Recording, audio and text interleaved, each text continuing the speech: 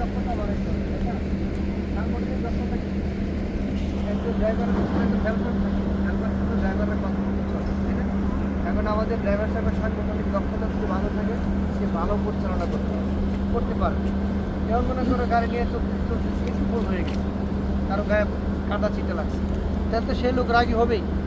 গাড়ি চালানোর সময় যদি কারো গায়ে কাদা ছিটে লাগে, তো সেই লোক রাগ হবে না?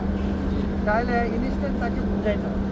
আমরা লক্ষ্য করছি আমাদের চলার পথে, আমরা যদি কোনো একটা সরকারি গাড়িতে উঠি, বিদ্যুতের গাড়িতে উঠি, তাহলে আশেপাশের মানুষকে আর মানুষ মনে হয় তাহলে আমাদের বিদ্যুতের গাড়িতে আছে, তাই না? সরকারি কাজ করতেছি, স্পিড চলে আসে, এরকম হলে চলবে না। এটাকে বলে সাংগঠনিক দক্ষতা। আমাদের যতগুলো দুর্ঘটনা ঘটে গেছে, আমরা ওখান থেকে যেটা শিখছি, আমরা কি চাই আর কোনো একটা দুর্ঘটনা ঘটুক? নিশ্চয়ই চাই না। তাহলে দুর্ঘটনা যদি না ঘটাতে চাই, তাহলে আমাদের প্রত্যেকেরই একজন নেতাকে মানতে হবে, যিনি টিম লিডার থাকে, আর নেতার সাংগঠনিক দক্ষতা থাকতে হবে। আজকে আমাদের যে আলোচনা, সেটা হচ্ছে যে একটা দলের যে লিডার, তার দক্ষতা নিয়ে আলোচনা। একজন দলের যারা আপনারা ফোরম্যান আছেন, লিডার আছেন, তাকে বিচক্ষণ হতে হবে। তার দৃষ্টি, সবার তো দুই চোখ, কিন্তু আপনাকে দেখে অনেকগুলো চোখ। যেমন আমি আমার দুই চোখ দিয়ে আপনাদের দেখতেছি, আপনারা কিন্তু দেখতেছেন আমাকে অনেকের চোখ দিয়ে, তাই না? যেখানে আমার ভুলটা কিন্তু আপনাদের খুব সহজে ধরা পড়ে, তাই না? আমার নিজের কাছে কিন্তু ভুলটা ধরা পড়ে না বেশি, কারণ হচ্ছে আমি তো দুই চোখ দিয়ে দেখি। কিন্তু আপনারা যদি এতজনে দেখতেছেন, আমার কি ভুল আছে এটা কিন্তু আপনাদের চোখে ধরা পড়ে, কেন আপনাদের চোখ বেশি, তাই না? মাথা বেশি। আমি যেটা বলতে চাচ্ছি, আপনারা যারা ফোরম্যান হবেন এবং একটা টিমে কোথাও যাচ্ছেন, যারা টিম লিডার হবেন, অবশ্যই দয়া করে আপনারা একটা বিচক্ষণার সাথে কাজ করবেন যতক্ষণ ফিল্ডে থাকেন। একটা মানুষ, কেন বাংলাদেশ তো ছোট্ট দেশ, কার কি ক্ষমতা আছে জানি না, কে ডিপার্টমেন্টের লোক, কে সরকারি লোক, কে সন্ত্রাস, কে হলো জানি না তো আমরা, তাই না? সবাই তো মানুষ, একই কালার, একই চেহারার মানুষ আমরা বাংলাদেশ। এমন যদি হয়তো যে ওই দালাল আর কুচুকি মহল সাদা চামড়ার আসছে, বিদেশি আসছে, তাহলে বুঝতে পারতাম যে এটা আলাদা। আমরা কি বোঝা যায় আমাদের একই তো রকমের সব, তাই না? সুতরাং আপনারা যারা দল নেতা, অবশ্যই আমাদের পক্ষ থেকে আপনাদের বলতেছি, বিচক্ষণ হবে। এটা মানুষ, আপনি কাজ করতেছেন, এটা মানুষ আপনার সাথে ক্রেজি হতে হয়, মানে সে মহল্লাতে তো পুরো অনেক শক্তিশালী। তার মানে আমরা কোথায় যাই? আরেকজনের মহল্লাতে কাজ করতে যাই। আমরা এই বাউন্ডারির ভিতরে খুব শক্তিশালী, তাই না? এখানে কারো বাঁচার ক্ষমতা আছে? আসুক না, 5টা বন্দুক নিয়ে আসলে তো প্রতিহত করে ফেলবো, তাই না? ডাকাত ধরে ফেলবো না এনে আসলে।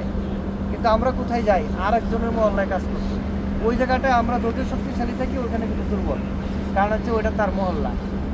আরও আমরা বিদ্যুতের কাজ করি, যত দোষ তো আমাদের। আমরা যারা বিদ্যুতে কাজ করি, সব দোষ কিন্তু আমাদের। তারা বিদ্যুৎ ব্যবহার করবে, আবার নিরাপদ বিদ্যুৎ চাইবো, আবার খুঁটিও লাগাইতে দিবে না, আবার যত কার মানে দোষ সব হলো আমাদের গায়ে, তাই না?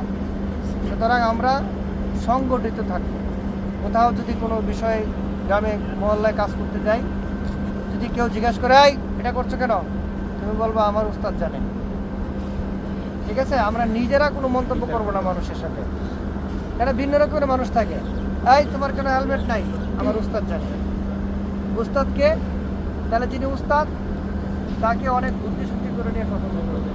তাকে আগে পরিচয় দিতে হবে যে আমি অমুক, আমি হুমায়ুন, এইটার দলনেতা। আমি কি আপনার পরিচয়টা জানতে পারি? সে যদি বলে সাংবাদিক, তাহলে একরকম। সে যদি বলে আমি আইনের লোক, তাহলে একরকম। মানে কার সাথে কীভাবে কথা বলতে হবে? সে যদি গ্রাহক হয়, তাহলে একরকম। তবে কমন একটা কথা আছে। কমন কথাটা হলো যে ভাই আমরা রাষ্ট্রের কাজ করতেছি, আর আমি কাজ করি, এই জন্য আমার ভুল হতে পারে। যদি আপনার দৃষ্টিকোণ থেকে আমার কাজটা ভুল মনে হয়, তাহলে আপনি আমাকে শুদ্ধ করে দেন। আমরা বিতর্কে যাবো না কেন? কেন অনেকগুলো ঘটনা আমি কেস স্টাডি করছি, তো আমরা দেখছি যে আমরা যখন কোনো মহল্লায় কাজ করতে যাই, মানুষ কিন্তু আমাদেরকে অনেকে মেয়ে অবলম্বন করে। কেননা সব মানুষ তো খারাপ না, মানে বাই ন্যাচারালি 80% মানুষ কিন্তু ভালো। তাহলে তারা কিন্তু মনে করে যে হারে এই লোকটা কষ্ট করতেছে। আপনি যে আগে দাঁত ফাটায় আসছেন বাসায়, ওটা কোনো সমস্যা নাই, কিন্তু রাস্তায় যখন আপনাকে ধরবে, সবাই কিন্তু আপনাকে মানে মানুষ কিন্তু দুর্বলের পক্ষে চলে যায়। কিন্তু আগে যে বাসায় দাঁত ফালায় থুয়ে আসছি মাইরা, ওটা কিন্তু কেউ দেখে নাই। তো সামনে যেটা করবে, এটা কিন্তু মানুষ দুর্বলের পক্ষে চলে যায়। তার মানে ফিল্ডে আমরা কাজ করতে গেলে আমরা যদি বিচক্ষণ থাকি, আমরা যদি শৃঙ্খলার মধ্যে থাকি, আমরা যদি আরেকজনের সাথে মার্কেটিংয়ে তত্ত্বে না জড়াই, ঝগড়াতে না জড়াই, এলোমেলো কাজ না করি, ওই ওই যে পুরাতন তার যখন নিয়ে এরকম অনেকগুলো কেস স্টাডি আছে বেচতে যায়, তখন তো সাধারণ মানুষের চোখে পড়ে যায় তুমি তার বিক্রি করতেছো, এটা তো রাষ্ট্রের সম্পদ। ঘটনা তো আসলে সত্য, কেন মায়ের দুধে যদি পেট না ভরে তাহলে অন্য কিছুতে পেট ভরে না, তাই না? তার মানে যে একটু তার বেশি কিন্তু আসলে কিছু হয় না, বদনামটা কেন গাড়ি নিব?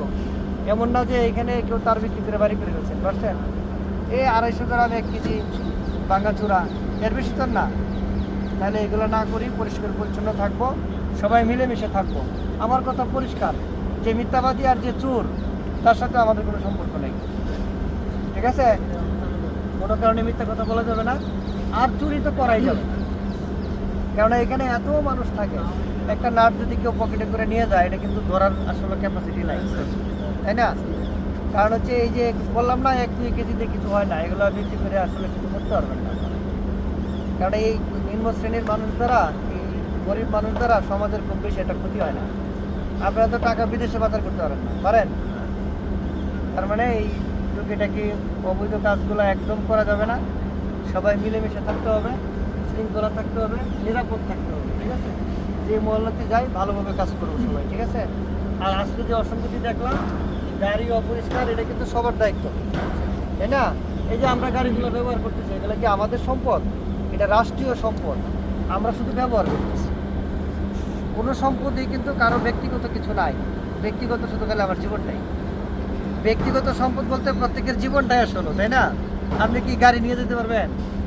তার মানে এই সব কিছু যা কিছু আছে সব কিছু রাষ্ট্রের সম্পদ, আমরা শুধু ব্যবহার করি। প্রকৃতপক্ষে আমরা কিছু কোনোভাবে এটার মালিক না, মালিক কিন্তু আলটিমেটলি জনগণই। কারণ আমার দাদা যে সম্পদ রেখে গেছে, উনি কিন্তু কবরে নিয়ে গেছে, আমরা তো ভোগ করতেছি।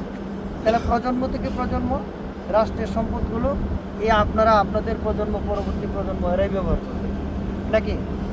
তার মানে নষ্ট করা যাবে না, তাই না? রাষ্ট্রের সম্পত্তি আমরা সবাই নিরাপদে রাখবো, নিজেরা নিরাপদ থাকবো। আর খাবার দাবার থেকে শুরু করে সবার হাতের নখ দেখি, মাশাআল্লাহ সবার নখ কাটা আছে, তাই না? সুন্দর। এটা কিছু মূলনীতি আছে, আপনার হাতের নখ বড় থাকলে নখের ভিতর দিয়ে ময়লা খাবার যাবে পেটের ভিতরে, অসুস্থ হলে আপনি কাজ করতে পারবেন না, আপনার পরিবার ক্ষতিগ্রস্ত, আপনি নিজেও তো ক্ষতিগ্রস্ত, তাই না? তার মানে সবাই পরিষ্কার থাকবো। এটা যেহেতু একটু গাছ টাছ আছে এখানে, মশা টশা থাকতে পারে, এগুলো পরিষ্কার পরিচ্ছন্ন করে রাখবো, ঠিক আছে? আর সংঘবদ্ধ থাকবো, সংগঠিত থাকবো, সুসংগঠিত, ঠিক আছে? আর এই যে আমরা একটা করে ব্যানার দিয়ে দিচ্ছি, আমি হোয়াটসঅ্যাপে পাঠাবো। আমরা কোনো যার যার মনে মনে, মানুষ জন্মগতভাবে রাজনীতি করে, রাজনৈতিক চিন্তা ভাবনা মানুষের থাকবে, যার যার মত আদর্শ আলাদা থাকবে, তাতে কোনো সমস্যা নাই।